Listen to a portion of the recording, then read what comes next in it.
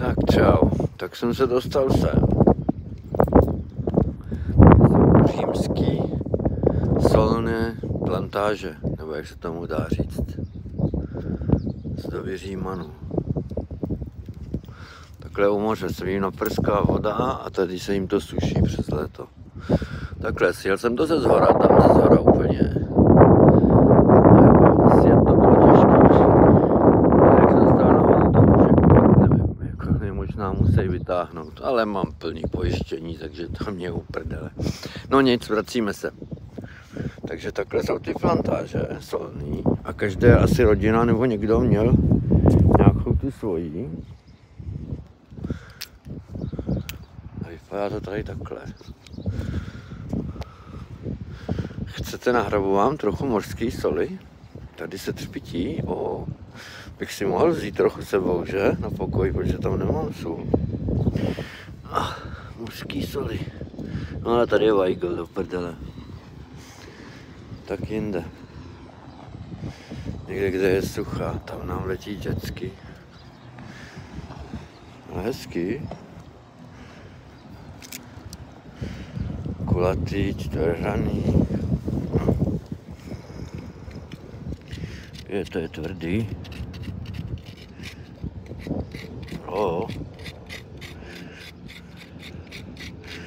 Mořská sůl s jodem. Tak si naveru trochu do kapesníčku.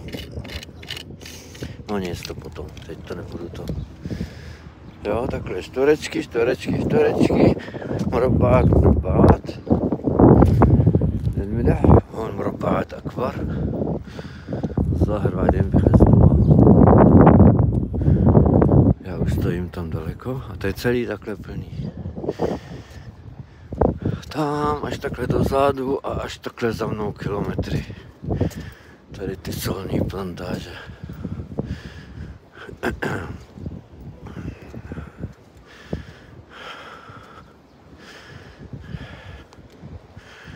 Hezký, ne? Se to líbí. Píšou římský, ale já bych řekl, že to je starší. Tady fotěj dronem.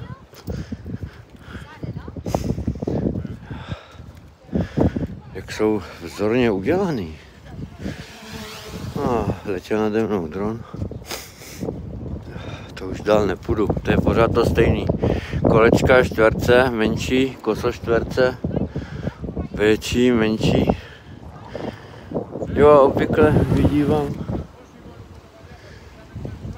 Tak za chvilku.